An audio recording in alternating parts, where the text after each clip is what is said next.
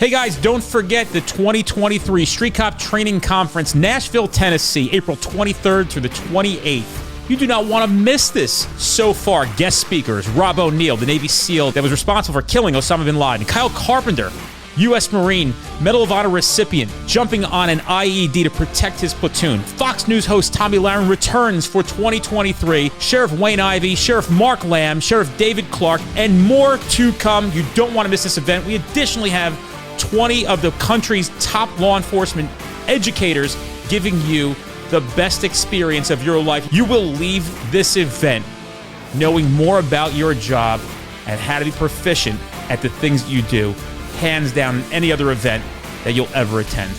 I personally guarantee it. Don't miss out. There's a room code at streetcop.com for our room block, and room code at the Gaylord at Opry is where the event's taking place. Don't miss out on a discounted rate. The rate is from Sunday to Thursday. Put that in and find yourselves at a half-price room. Split it with a friend, but make sure you get there. You don't want to miss this event. It is going to be that good. If you trust me and you trust Street Cop, trust that you will leave there feeling like you've had an experience of a lifetime. 111, 110.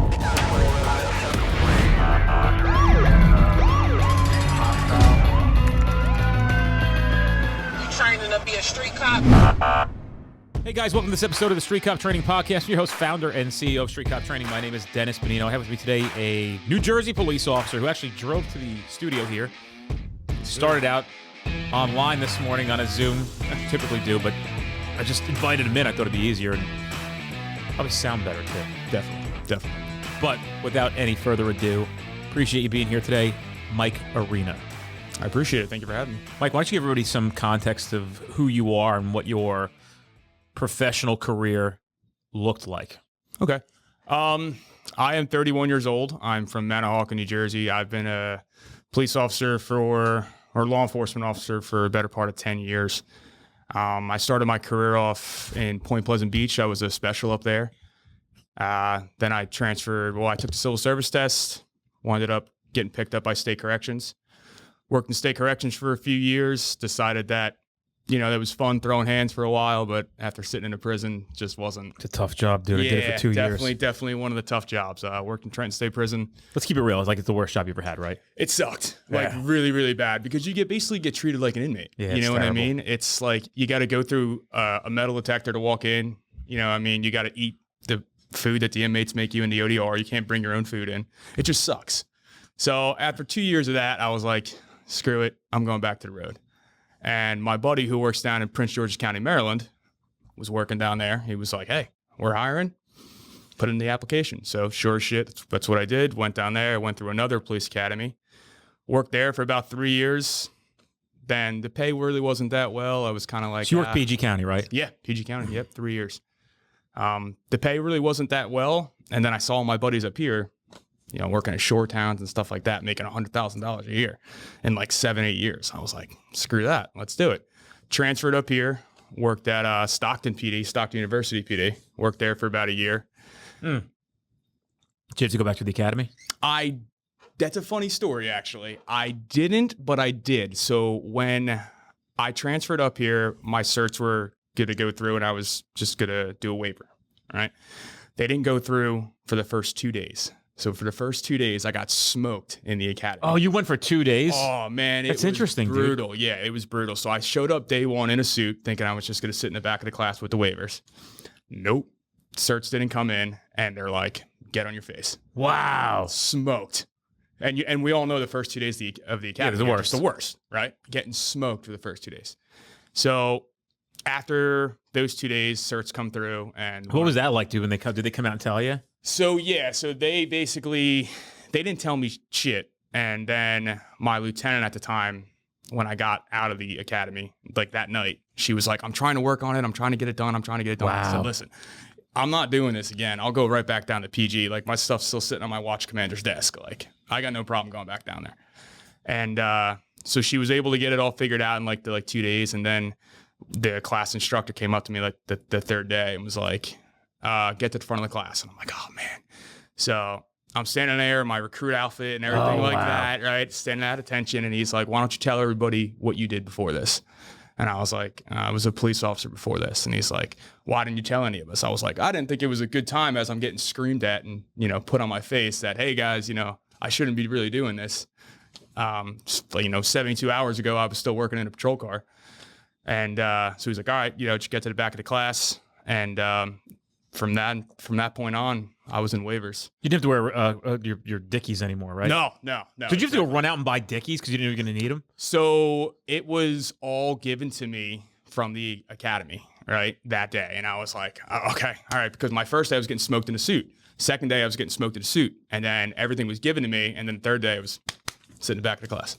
And that was it. No more PT. No more PT. No more BS. How many classes did you have to do the whole thing? You just had to sit there? Yeah, basically. So stupid. So it was like I don't know, maybe like 2.5 months or something like that. Went to Gloucester. I did it in Gloucester. Yeah, I'm not knocking Gloucester in general. I'm just saying it's just so dumb. The waiver process is so stupid. It is. It's so stupid. You're not learning anything.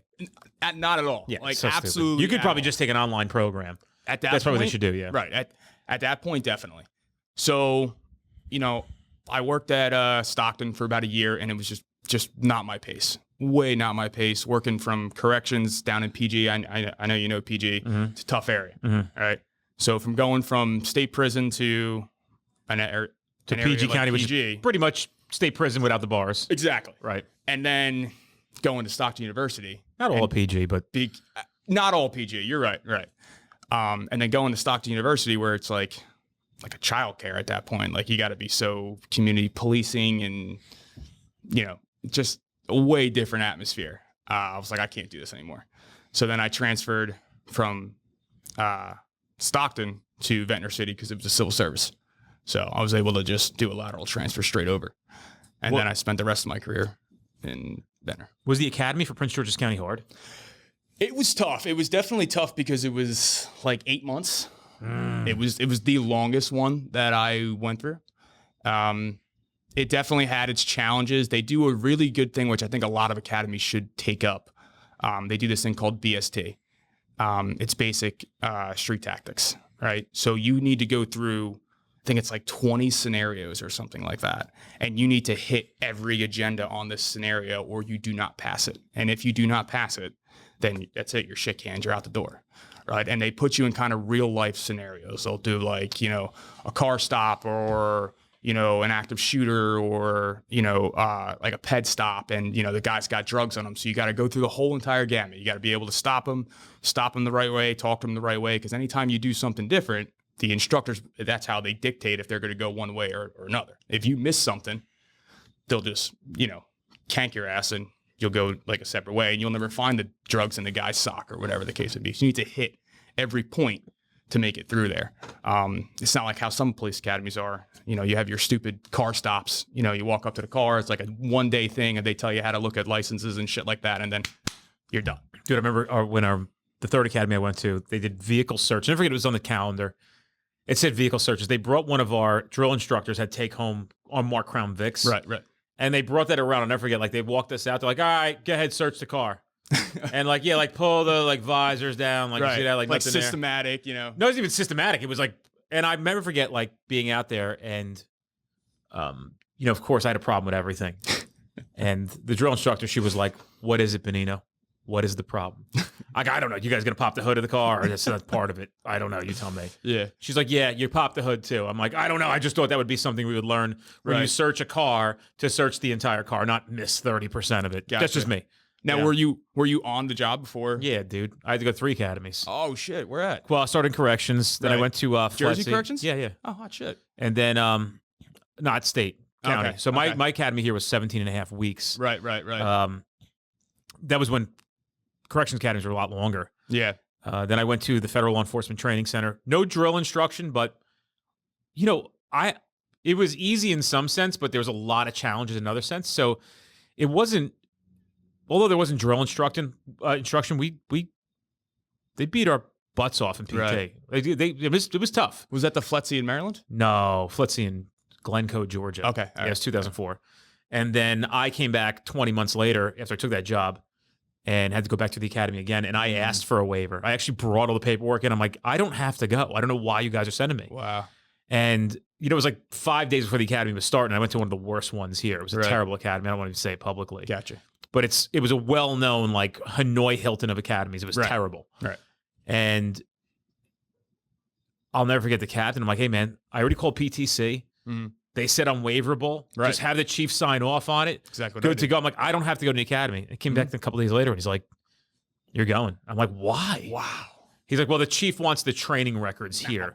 And I'm like, dude, this is so stupid. That's the. And you know what's crazy? Kid that I got hired with was a class 2 one summer, did a 3-day-a-week academy Right, at and night, he a gets that, couple like- hours a night, Yep. and got waived. He actually did one summer as a class 2. I had 4.5 years on the job, and he got waived and was on the road immediately. Wow. And I had to go back to the academy. I mean, dude, I've been like 20 pursuits. You know what I mean? Like, Right. You know what I mean? Like, Exactly. Like you have experience more than this And special that was in the summer. and bro, where he worked was like Right. a joke. Yeah. I don't want to say, but it's like one of those places where you're just Getcha. like, there's nothing. They might hire 5 to 7 specials for the Right. summer. And there. all they do is just either do like parking enforcement or whatever the case may be. Yeah, I'm sure he did something, but Right, in 3 right, months, right. what could possibly go on? All right, keep going. Yeah. So then that's and once I left Stockton, I transferred to Ventnor, and that's where I ended up finishing out my career there, and had a blast there. It was a great time. Great time. How did you finish your career? This is the interesting part. So what brings you here today? Yeah. So August 6, 2020, I ended up getting into a officer-involved shooting, and unfortunately, having to discharge my weapon and taking someone's life. And that's how I ended up ending my career as a law enforcement officer. Not the way that I wanted to end it, but at that point, you know, that's just how the cards felt. I really couldn't do anything else about it. When you say ended your career, you're not saying in the sense that like you went to prison. No, definitely not ended, not in like that context, but I mean, you know, being a cop, like when this is like your identity, you know Right. what I mean? And when that kind of gets either taken from you or you decide that you're walking away from it, you know, I started when I was 19 years old. You know, I'm 31 now. Like, what the hell am I supposed to do? Like one trick ponies, you know, like you totally. Well, talk about it all let's the time. pause there for a second. That's what you tell yourself. Right. Right? Cops tell themselves all the time, you know, what am I supposed to do, bro? I don't have a common degree. It's true. It's complete bullshit. Yeah. And that's the story we hang our hats on because I guess there's like this mentality of finding an excuse for why you can't do more or do something else. Listen, I've heard it. I actually don't even give advice anymore unless I really know somebody's willing to listen and believe it. It took me a while to understand it. Yeah. Once, you know, it was done and over with that I was leaving, you know, from what the doctors were saying and from what, you know, I was like, you know, this is just right for me to do. It took me a while to kind of wrap my head around like, okay, I have another life to live here. Like, this isn't just me. In the beginning, that's what I was thinking, but had to just literally just suck it the fuck up and be like, I'm 31 years old. I can't make this all about, you know, policing anymore. Like, I got to do something else with my life. Have you picked what you're going to do yet? And I'll give you some advice on that too. Not 100%. I'm just literally trying anything and everything, just trying to see what sticks, trying to use the assets that I've, you know, or the skill sets that I've created over 10 years, you know, and try to use that to my benefit. But as of right now, it's just kind of throwing darts at a wall and seeing what sticks for the time being. Yeah. You know, it's interesting. People don't think about this, but it's actually not that hard to kind of unpack and try to find your way. Even when somebody calls me and says, hey, I'm not in law enforcement anymore, whether it's a good reason or a bad reason, I'll say to them, like, if I was you and I didn't know where to go first, I would just go on like Indeed. That's what I do. Yeah. That's what and I'm just doing right goof around. Yep. And I always tell people in life, your next step doesn't have to be your final step. It's like when Bingo. you're 17, people are like, what are you going to do for a career? How the fuck do you know what you're going to do when you're 17? Outside of probably every cop knew they were going to be a cop when they were 17. Right. But outside of that, how do you know, right? Like, I mean, my story's an interesting one. I've literally worn many, many hats. I think I'll continue to wear many, many hats as I go on and progress. I couldn't predict what my story's going to be, and nobody really can predict what their story's going to be. And, you know, just that footstep forward, trying to find your way. So you go get a job. It pays you 60, right? You go do that. You don't like it, or another opportunity comes along. Maybe you shift, maybe take a pay decrease to go to something you like more. Maybe take a pay increase, go find something else. Maybe you find a job you didn't know existed. Just don't forget, nobody's bringing the jobs to you. Correct. You're not somebody. 100%. Yeah. So even another website's interesting is usajobs.gov. A lot of cops are comfortable with the government paying their salary. if you go on usajobs.gov, there are civilian investigator jobs that probably pay $75,000, $80,000 a year. Yep. And with overtime, and there's a lot of stuff involved. So there's a lot of opportunity out there. And one thing I can tell you is just don't be afraid to take leaps of faith and find your way, man. And sometimes you might want to just even do things on your own. It depends. Exactly. Yeah. Like I'm on I go on Indeed. I look at stuff. I actually just did a ride along with like a private investigator company out of Philly. I'm sitting in a van, like just fraud investigation. And shit like that. That's boring. Right. Exactly. That So stuff's tough. I'm sitting here and I'm like, all right, let me just see how this kind of goes. At 31, that's tough because if you're somebody who likes excitement, being a private eye is tough. Dude. Yeah, it's not exciting. Not for me. Exactly. So you're sitting watching somebody for 5-6 hours, horrible, waiting for them to come out of their house. Exactly. Then you're gonna get harassed by the police because people are gonna call and say that you're right. Exactly. Yeah. And we've been on the other side of that. I've pulled up to like these. Oh well, there's like a sketchy van sitting outside. You like go up. You talk to the guy. He's a PI. He's waiting for some whatever workman's comp case or whatever the bullshit is. Right. So that's what I did. Like literally like 4 or 5 days ago, and I was just like, I called the guy back. I said, listen, this isn't for me. I'm sorry. I can't do this. And now it's just on to the next. The next thing. I'm just trying anything. Maybe you want to try to get out of the whole realm of something with a law enforcement feel to it. Yeah, it's true. That's definitely one of like the other avenues that I'm looking for. And like you said, just get on Indeed and just look for anything. Just look at these job descriptions, see if you like something. What do you love? I don't know. What do you like? I liked being a cop. I liked the tactical side of being an officer. You know what I mean? That was one of my niches. Everybody has their kind of niche in like law enforcement or anything like that. Like tactical side was enjoyable to me. Weapons were enjoyable to me, being a range instructor, firearms, everything like that. All that stuff was extremely enjoyable to me. SWAT team was extremely enjoyable. And just trying to maybe kind of morph that into now a civilian capacity. Or even instructing, you know what I mean? Instructing's been one of those things that I've always enjoyed and stuff like that. I've always liked teaching people, Just so you know, Mike, we already have a firearms instructor here. Oh, no, I'm not going I'm just saying. I'm just letting you know. I want to be very clear about that right now. Nope, not going Rich down Bruno, don't worry. I got your back, buddy. I ain't letting you get fucking sold out here by Mike Arena. You're still my hero. Yeah, so that's basically where I'm landed at right now. As of today, that's kind of where I'm landed. So. Yeah, dude, listen, just keep your eyes peeled, be proactive, and right, of course, something really good will come across your desk. Definitely. So go back to the incident. Tell me about what happened in the incident. Yeah, so it was a Thursday, and I know it's kind of cliche, but it was extremely just slow day. Like we had a storm roll through in the morning, and obviously, from working, it's nothing really goes on when it's like raining out, right? So besides car crashes, right? Exactly. Besides the stupid shit that you don't want to sit outside in direct traffic for. Oh, that's the worst, dude. Horrible. Yeah. Right. So storm rolls through in the beginning of the day. Nothing's really going on, and then later on in the day, we get like a call for like a stolen motor vehicle. Our town has 3 wards: first, second, and third, and motor vehicle theft, whatever, comes out in the 3rd ward. It's one of my other partners.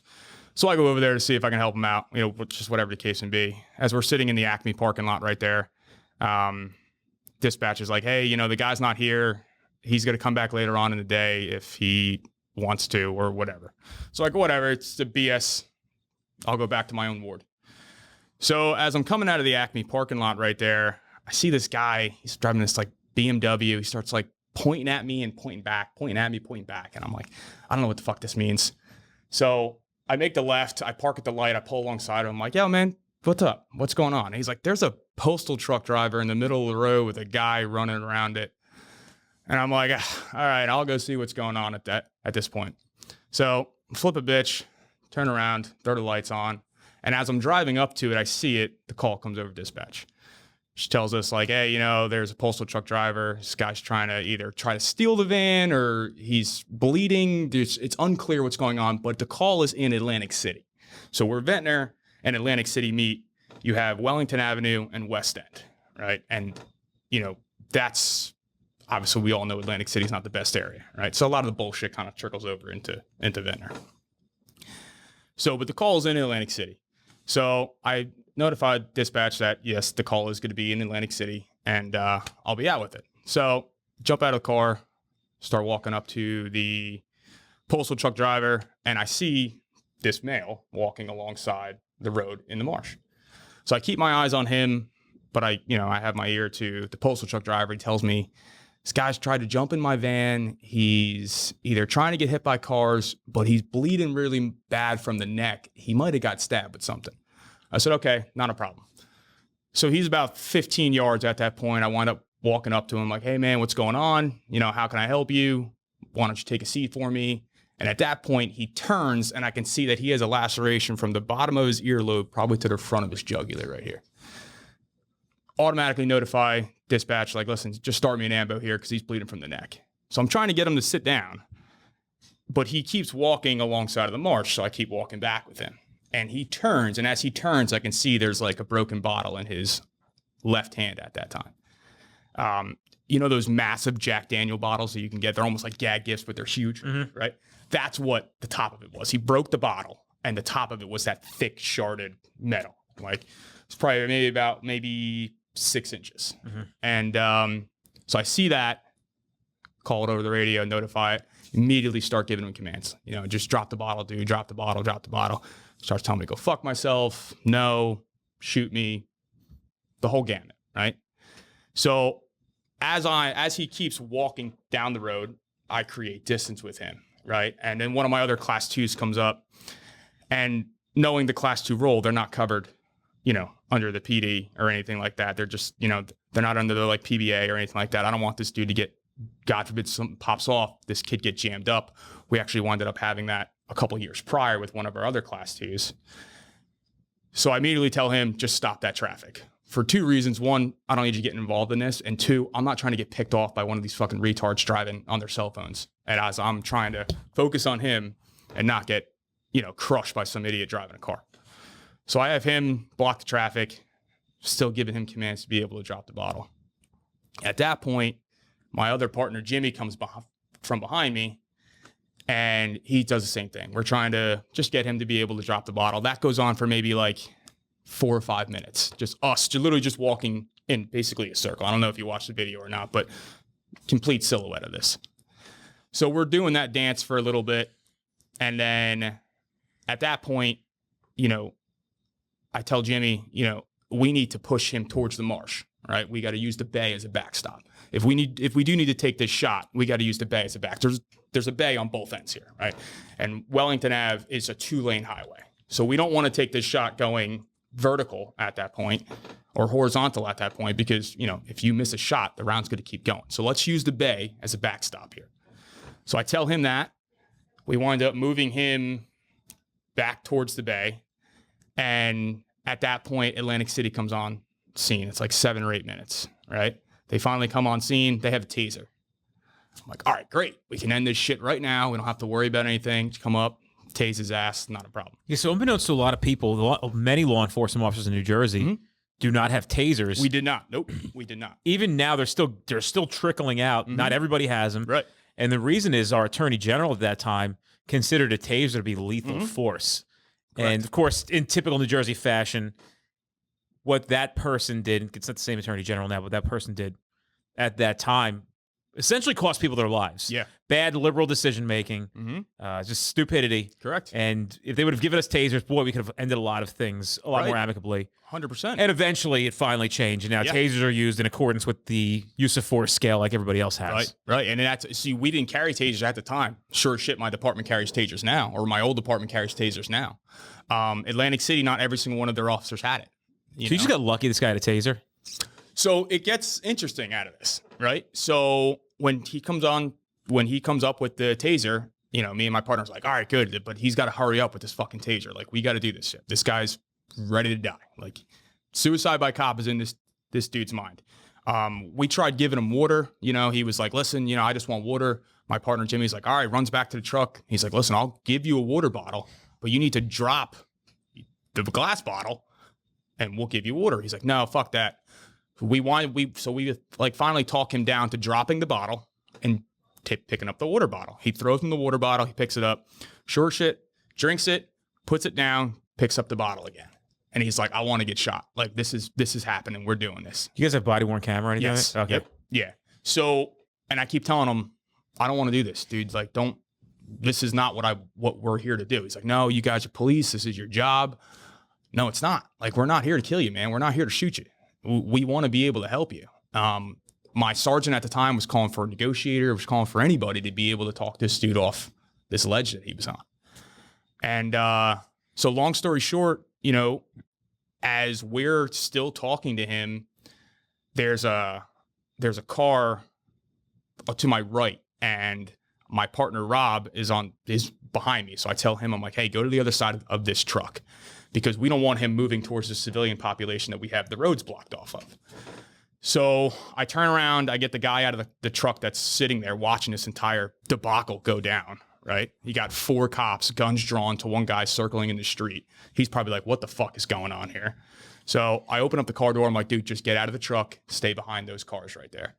So we all form like basically like a line. Like, we're not going to go past this line at all. The AC officer comes up and he goes to deploy the taser, which I didn't know that the taser malfunctioned. I didn't know that there was an issue with the taser until later on. Goes to deploy the taser. You know, the subject, he comes down. His name's Amir Johnson. He looks at it and he goes, I can eat a taser. I can fucking eat a taser. Starts running back into the marsh. And at that point, it was game on for him. He was like, fuck it. We're going. I'm doing this now. He puts out this blood-curdling scream and starts sprinting at me and my partner Rob, who were side by side with each other. So he starts sprinting at us, and as I'm looking down the road, I'm thinking same thing: backstop beyond. Where am I looking at? Who's around me? How am I going to take this shot?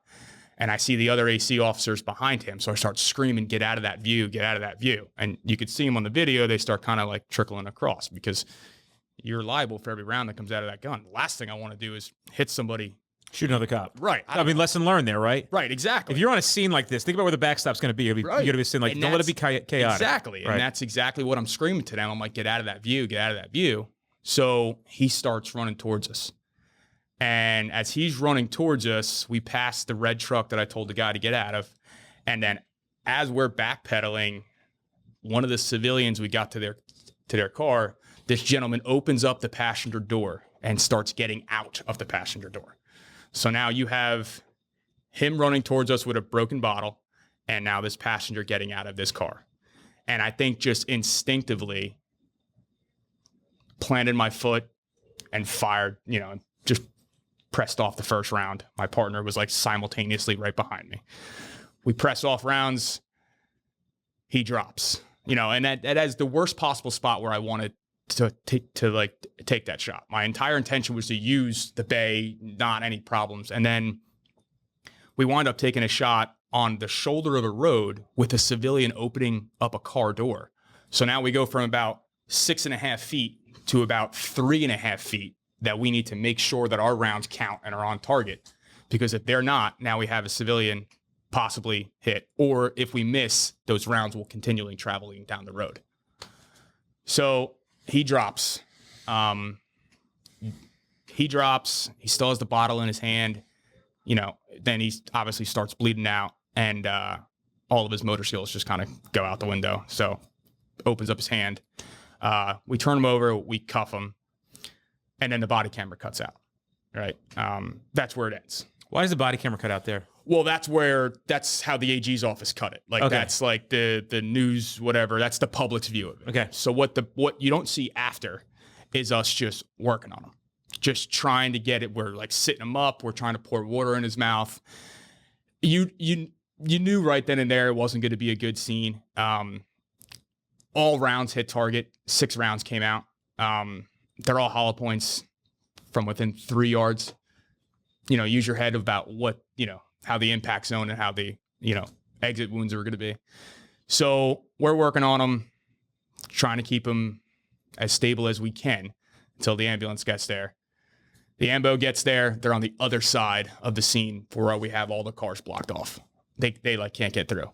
So we made the executive decision between all my partners on scene. We picked him up and ran him about 40 yards to the stretcher. So once we get him on the stretcher, the medic's like, what happened? And my first reaction is like, what are you fucking kidding me? Like, how the hell? She's like, I can't work on him like this. He's cuffed from the back. Turn him over. We uncuff him. Come to find out that not only did he slit his neck, he slit both of his wrists. Oh, wow. Yeah. And I mean, straight filleted right down the thing. When we cuffed him, the cuff went into his skin. Oh, my God. Yeah. So now we're trying to uncuff him, right? But all his blood and his flesh is like coagulated inside of the actual cuff key itself. Wow. So we're like, I'm holding it and I'm trying to like jiggle the whole cuff key to get it out. And I see that it's under his skin. So now I got to peel it back to get the cuff out. We finally uncuff him. He goes off in the ambo. And we start walking back. And I remember the first thing I looked at on the ground where he was, there was a spent round that came out, totally mushroomed, laying on the ground. And I'm like, wow, there must have been like a volleyball size exit wound coming out of him for the round to literally fall out of his back cavity. And at that point, Sergeant came over. He's like, take your body cams off. We put him on the like hood of the car, and a wave of emotions are just like, what the fuck just happened? How did we get to this point? How am I now in this point? You see it on TV, you see it. Remember, this is 3 months after George Floyd. So policing is not in a good point at this time. I think George Floyd was killed in end of May. This is in August. So we're like 3 months. Everybody hates us still. And that's trickling into my head. Like, fuck, what the fuck just happened? This subject is black. I'm white. All three of us are white that fired our weapons. Fuck. How is this going to go down? And we get to the, we jump in the ambulance. We go to the hospital. And as I'm sitting in the hospital, I remember being like, what the fuck am I going to do? Like, how am I going to do this? What the fuck am I supposed to do now? And I didn't take my vest off. I couldn't take my vest off. Like, one of the nurses was like, it's okay. You can just like take your vest off. I'm covered in blood, literally up to my wrist and elbows in blood. And she's like, take your vest off so we can do like some, whatever monitor things you put on the heart, the EKG and shit like that. And I was like, no, I'm not taking anything off. I don't know what's happening. I'm scared shitless at this point. And one of my partners who just made it to the detective bureau comes downstairs, and I turned to him and I was like, Kev, is he dead? And he's like, I don't know. And I saw it in his face and I was like, dude, just fucking tell me if he's dead or not. And he's like, yeah, he's 10-7. And I was like, fuck. And I took my vest off. I threw it against the wall because that's just not my intention. You know what I mean? My intention was not to do this. And at that point, doctor comes in and my lawyer comes in and he's like, do you have any medication? Like, did you take any medication? Has anybody tried to talk to you? And my partner's like, yeah, they're outside trying to talk to him. State police should response team. They want to talk to him. It's like, no, he's medicated, and that was that. And then, I went back to the PD after a couple hours of sitting in the hospital and got evaluated, checked out, good to go. Came back to the PD. They took the gun, pictures, all this other stuff, and I went home. So that was the last time I put on a uniform. Yeah. So we'll go back a little bit. Yeah. Looking back on it now, what are some of the big lessons learned from that experience that you'd like to share with other people? And we'll start with that because then we'll go into what happened, the aftermath of it. The biggest lessons that I learned from that is that, you can be the biggest, baddest, toughest guy that you think that you are, but there is a breaking point in every person's head that when you go through something, whatever it is, everybody has a breaking point. And at that point, which is, it's easy for me to say now, 2 years after the fact, that was my breaking point because I didn't get in this job to start, lacing people up. I didn't get in this job to say, fuck it. I don't give a shit if I got to put somebody down. It is what it is. This is what I do. This is what I signed up for. No, No one signs up for doing this shit. No one signs up to get shot at. No one signs up to kill people. Sign up because we love doing this. We love helping people. I know it's cliche enough, but every time we go into a job interview, why do you want to be a cop? Oh, I want to help people. Yeah, that's, what everybody says, but underlying, that's kind of what we're doing here. So that's one of the biggest lessons I took from it, is that there is a breaking point and everybody has it. Tactically, what kind of lessons do you think you learned? Tactically, that the police departments need to be able to allow their guys, give them every tool, regardless of budget or criticism from the public or whatever the case may be, to perform their job to the best of the abilities. If we had tasers that day, I would not be sitting here talking to you, right? The taser that the Atlantic City guy had, which I found out after the fact once the body cameras were released, is that he goes to deploy that taser and it's dead. Oh, it wasn't charged. Never charged. It on like the back of the like tasers, how it gives you like the 0, or whatever the case may be, nothing. And you see it. He looks at it and he goes, "You got to be kidding me. Like, I can't believe this. Like, I can't believe this thing's malfunctioning." And I know tasers because we had them when we were in Maryland. Like, no, bullshit. I just know it's not fucking charged. They just didn't charge it. Exactly. Yeah. And now that turns into an accountability issue and everything like that. Again, I know he was wet running in through the marsh. I get it. But at that point, if that taser would have been deployed, maybe something turns different. Maybe he runs a different direction. Maybe he stumbles and he falls and we can get on. There's a million different scenarios that could have happened if that taser is deployed. And I didn't know this until the body camera footage came out. But tactically, in the tactic side of this, is that police departments, not just in Jersey, throughout this country, need to get off their asses and stop worrying about budgets, how the public perceives them, how they're trying to be the next mayor and there's political bullshit around it. No, fuck that. Give your guys the tools to be able to perform the job the best of their ability. I know people are like, we don't want outer carriers because they're, whatever, they're too tactical or whatever the case may be, or we don't want to carry tasers because they're too expensive. Fuck that. I'm here to tell you that is what happens. This is what happens. Your guys find their breaking point when you're sitting there worrying about budget and worrying about your political status, or if you become mayor next, jerk yourself off at that point. Mm-hmm. So what kind of things are you dealing with after the shooting? That's pretty murky water. That's some pretty muddy stuff. After the shooting, it was tough because in my mind, I was like, fuck this, I'll handle it myself. This is what I'll do. You know what I mean? And I can do this. I can take care of this. I was on a SWAT team for, 2 years, been 10 years in this career. I've seen and done a lot of other crazy shit in my career. Why is this going to be any fucking different? Just pull your bootstraps. Let's fucking go. Suck it the fuck up. And I did that for months and months. And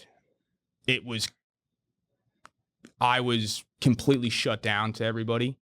All my friends, my family, my ex-girlfriend at the time was just like, you're just different. Like something's up with you. You don't talk. You don't want to talk. You don't want to go anywhere. You just want to sit inside of the house. You're jumping at everything. Like there was a guy putting a roof on next to me and shit like that. So I was the nail gun's going off. I'm like, what the fuck is going on? Super hyper vigilant. And then after, really sitting down and talking to people, they're like, you definitely have PTSD from this stuff. And I wasn't sleeping and just complete insomnia, going to the gym at crazy ass hours, working on a car at 3 o'clock in the morning for absolutely no reason, changing oil at 3 o'clock in the morning. Who the fuck does that? Who wakes up at 3 o'clock in the morning and says, yeah, fuck it. I'm gonna go in the garage. I'm gonna go change the oil in the car. That's the stupid shit that was going through my fucking head, along with everything else in the world. Looking at the news, seeing how, waiting for the next bullshit, George Floyd or some crap to fucking go on to throw law enforcement even further in the gutter than it already is. And then at that point, I just broke down. I couldn't do it on my own anymore. And I had to start asking for help. What was the treatment like from the investigators? Was it pretty easy? Were they amicable? Did they understand that the body-worn camera and realized You tell me. It was the night of the shooting got to me a little bit because as I go there, you know, they give me another gun and everything like that. But then they also hand you your preliminary charges, right? It's a death. This is an investigation. It's a homicide investigation, right? I mean, people don't understand that. They're like, I can't believe they fucking did that. But at the end of the day, you got to look at it. That it is a homicide investigation, and they need to do this as such. So they tell you, just letting you know, there is going to be murder and manslaughter charges introduced to this. Not what I wanted to hear 6 hours after putting somebody down. So that kind of weighed into my head. That was the first and last I saw of the state police shooting response team. The investigations that I had to go to the whatever trooper barracks it was down in Galloway and had to go through the whole interview process with them. Just whatever my statement was. And then they let me review the body cam footage. Those guys did a great job. You know, he came in, he was very, very, nice about it and everything like that. Had no issues with him. Went through the whole thing. My lawyer was sitting next to me. And then I was able to view the body cam footage after. And I was pretty shocked that I was able to remember so much because a lot of people have like auditory blockage or they have like that tunnel vision issue when you go through something. From what my statement was and from what I remember to what the body camera shows was pretty spot on. I remember one of my best friends came to my house after, and I actually wound up calling him inside of the hospital because this is now all hitting the news. And I'm from Ocean County, so it's like people around the area know, what's going on. It starts hitting the news. And I wound up calling my ex-girlfriend at the time, and I let her know, I'm like, listen, you're going to see this on the news. I'm okay. My guys are okay. Like, I'm not going to be home for a while. So she's like, what the fuck does that mean? And I just click. I can't talk about this. So she keeps calling me. And this is when I'm in like hospital. My buddy calls me, and he's a cop up in Raritan Borough. He just made sergeant up there. Calls me. He's like, what's up? And I said, read between the lines. I'm okay. My guys are okay. But I'm not going to be home for a while. And he's like, got it. Click. I was able to tell him 7 words, and he knew it immediately. Calls my ex-girlfriend at the time, my family. Listen, Mike's been involved in a shooting. I don't know the whole aspect of it, but I know he's okay. And that was that.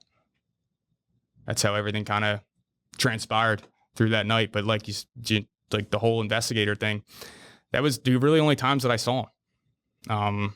Besides that night and my statement. When did you get cleared officially? Oof. Almost 2 years after. Wow. Why so long? COVID? Both. I think both COVID and the fact that this state is royally fucked in their way of investigating officer-involved shootings. It used to be that it would go to the prosecutor's office. Major crimes would take it 6 months, be done and over with. But since the state of New Jersey and their liberal fuckitude that they do, excuse my language on that, but they have to have their finger in fucking absolutely everything, that now every officer involved shooting needs to go to a grand jury. This state's huge. You have 35,000 law enforcement officers in this state, maybe even more. I don't know. And everything needs to go to grand jury. What do you fuck you think's going to happen? You're going to backlog the goddamn system. So then what? Now you got guys like me and my partner and everything like that are sitting on the fucking back burner waiting for this shit to go to fucking grand jury. And then something like COVID hits, right? And it's a state office, right? So they're not having the grand juries, they're like worried about COVID like crazy. So we're not having it. And then you just have the whole way the world was at that point. Like I said, it was 3 months after George Floyd, so they're like, well, wait a minute. We got to wait for this to kind of die down a little bit. We got to pull a whole full scale investigation to this. So yeah, 2 years, almost 2 years to the month. What was it like when you got that call? Oof. I slept almost 16 hours that next day. It was unbelievable. It was one of the things that I was just extremely relieved about. almost surreal. I'll be honest with you. I was kind of like, fuck, like it was like I was attached to policing just that little bit, right? And then once it was, all right, listen, you're cleared, you're good to go. Enjoy the rest of your life, whatever you decide to do with it. I'm just like, wow, now it's over. Now this is like a really, because it went on for so fucking long, right? And then throughout 2 years, I'm just on pins and needles waiting for the next George Floyd to happen, waiting for the next, this is just in my head, thinking like, fuck, like I hope nothing crazy goes on because it goes to grand jury, you know? And I know it's all about how like the state, you know, puts it up and everything like that. But it's still, you still got whatever it is, 20 people, 18 people, you know, watching this and making their determination on it, who've never done the job before, who've never been in a situation like this. And to be honest, who go home and watch Fox and CNN every fucking night anyway. So waiting for the next quote unquote George Floyd shit to happen, it's the last thing you want for 2 years, just hoping and praying that everything goes good. And ultimately, after all this, when did you decide to apply to try to get a pension? Oh, just to retire, you mean? Yeah, to retire. Yeah. So it was probably a good year, maybe a little over a year into it.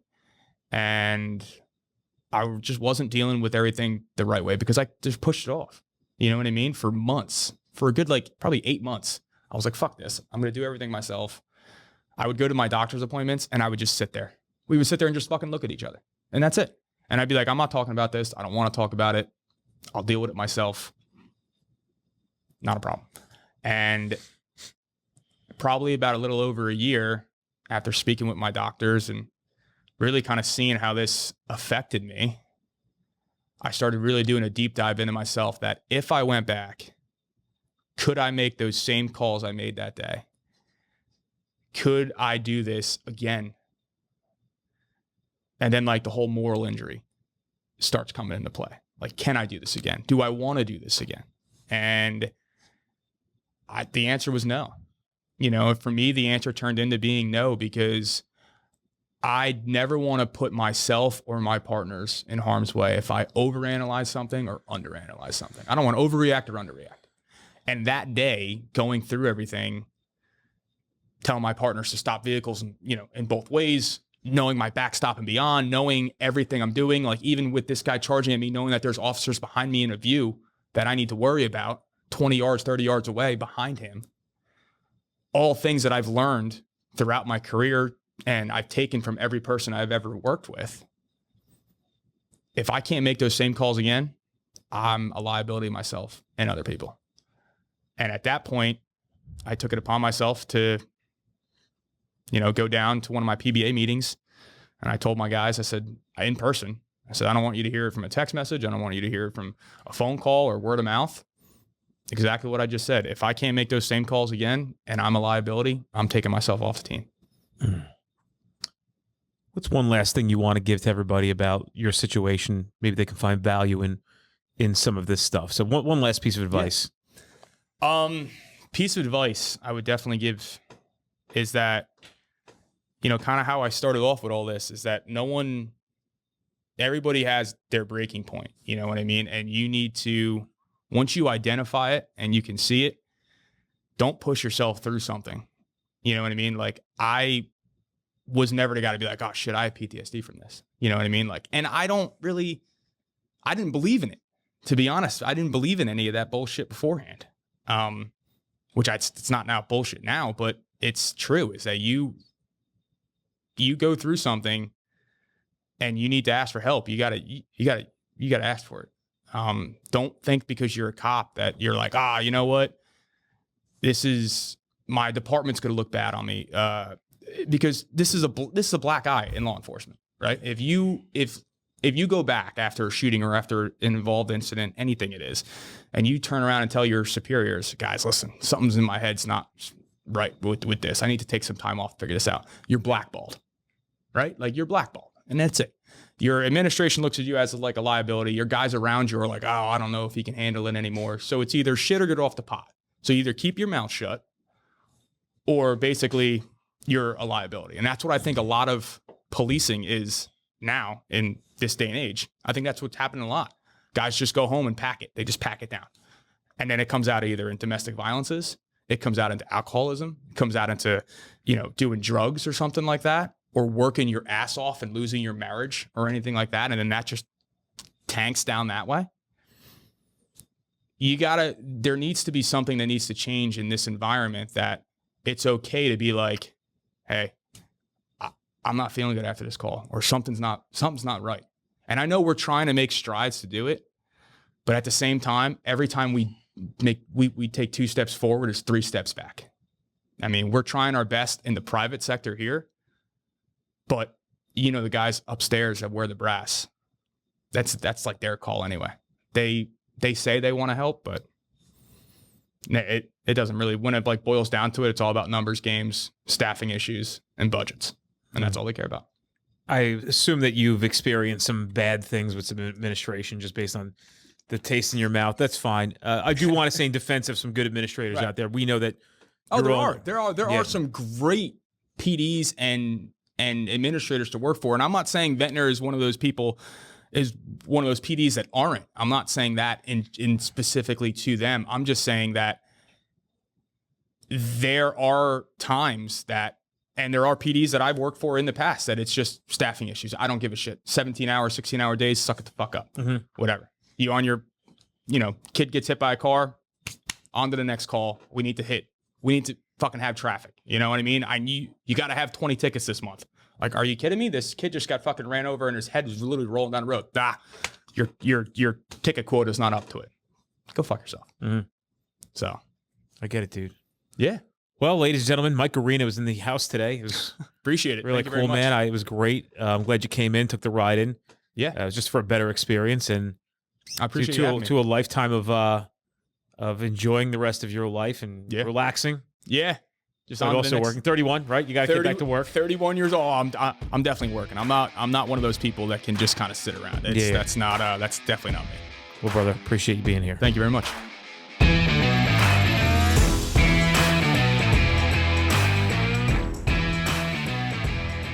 Guys, if you're in an area where you're trying to get to our classes, but we're not close to you, fret not. We actually have on-demand training at streetcop.com. You can take that course online right now, and then you could attend that training in the future at no additional cost. You can redeem your voucher, so you get 2 for the price of 1. We don't want to deny you the ability to take this training now, especially knowing that it can keep you safe, at a very minimum, putting bad guys in jail where they belong, and at the maximum, going home to your family.